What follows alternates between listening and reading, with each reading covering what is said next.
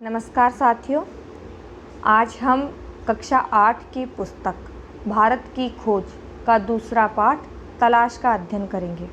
भारत की खोज पुस्तक पंडित जवाहरलाल नेहरू के द्वारा जो रचित पुस्तक है उसी का हिंदी अनुवाद है। उसी पुस्तक का हिंदी अनुवाद हमारे पाठ्यक्रम में दिया गया है। इसकी रचना 1944 में अहमदनगर ज़िले में हुई। इस पुस्तक को नेहरू जी ने अंग्रेज़ी में लिखा था, बाद में इसे हिंदी और अन्य भाषाओं में अनुवाद किया गया। भारत की खोज पुस्तक को क्लासिक का दर्जा हासिल है, यह दर्जा प्राप्त है। नेहरू जी ने इसे स्वतंत्रता आंदोलन के दौर में 1944 में अहमदनगर के किले में अपने 5 महीने के कारावास के दिनों में लिखा था। यह 1946 में पुस्तक के रूप में प्रकाशित हुई। लिखा तो उन्होंने 1944 में था, लेकिन इसका प्रकाशन हुआ 1946 में।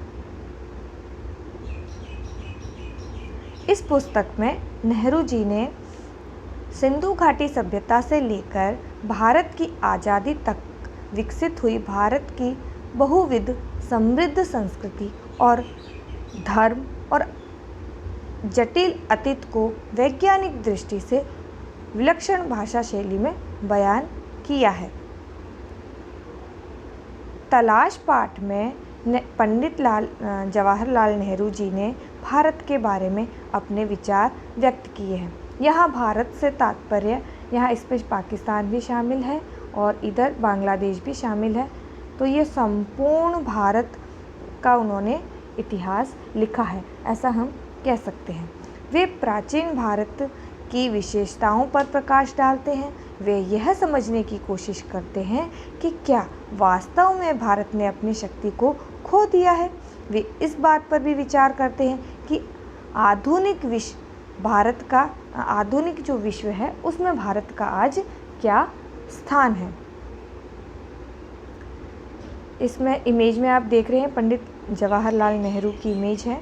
वे इस बात पर भी विचार करते हैं कि आधुनिक विश्व में भारत का क्या स्थान है। वे ये बताते हैं कि भारतीय सभ्यता 5-6 हज़ार वर्ष पुरानी है। 5-6 हज़ार वर्ष पुराने का मतलब है कि जब से मनुष्यता या सभ्यता का प्रारंभ हुआ तब से ही हमारी संस्कृति चली आ रही है। उसका सांस्कृतिक आधार इतना मजबूत है कि इतने वर्षों में भी हिला नहीं है। इस भारतीय सभ्यता के साथ साथ और भी कई सभ्यताएं शुरू हुई थी, मिस्र, रोमा, यूनान, लेकिन वो आज के समय में नष्ट हो चुकी है। परंतु भारत की जो संस्कृति है वह आज भी अनवरत बनी हुई है। उसके अलावा वे कई स्मारकों के बारे में बताते हैं जो भारत की शान है, जो भारत के पूर्वजों द्वारा बनाए गए हैं। यहाँ आप इमेज में देख सकते हैं कि भारत की शान कही जाने वाली जो इमारतें हैं, जो हमारे ही पूर्वजों ने बनाए हैं, तो वह भी कलात्मक दृष्टि से बहुत ही सुंदर है। उन्होंने पुराने स्मारकों को देखा और हजारों वर्ष पुराने पर्वों को देखा जो हमारी संस्कृति के प्रमुख भाग है और वे क्या है, भारत की महानता के प्रतीक है, हमारी संस्कृति और हमारी धरोहर है। इसके अंत में वे बताते हैं कि इन सब के बावजूद भी, ऐसी समृद्ध संस्कृति होने के बावजूद भी भारत तकनीकी विकास में अन्य देशों से पीछे रह गया। उसका कारण वे बताते हैं कि भारत में आबादी और इसकी तकनीकी विकास से बढ़ने के कारण और भारत में आबादी और गरीबी भी बढ़ गई।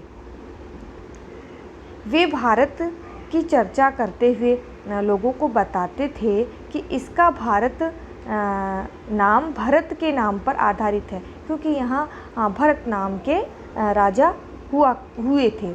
वे लोगों से पूछते थे कि उनके लिए भारत माता की जय का क्या आशय है।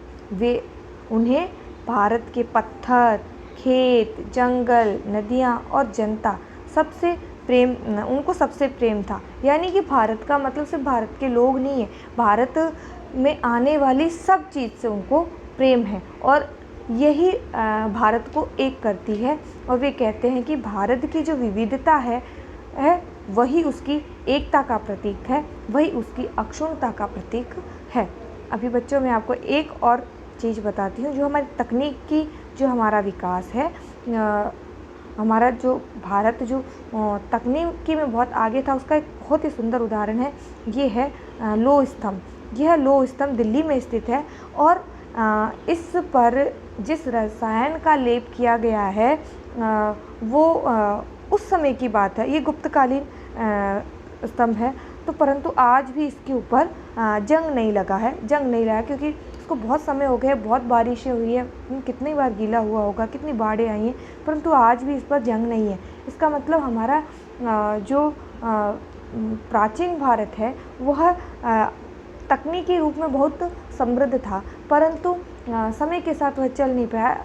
इस वजह से आधुनिक युग में वह तकनीकी रूप से पिछड़ गया, इस वजह से हम अंग्रेज़ों के गुलाम बने। तो आज बच्चों, आज के लिए सिर्फ इतना ही। नेक्स्ट पार्ट हम अगली क्लास में करेंगे। तब तक पढ़ते रहिए, खुश रहिए। धन्यवाद।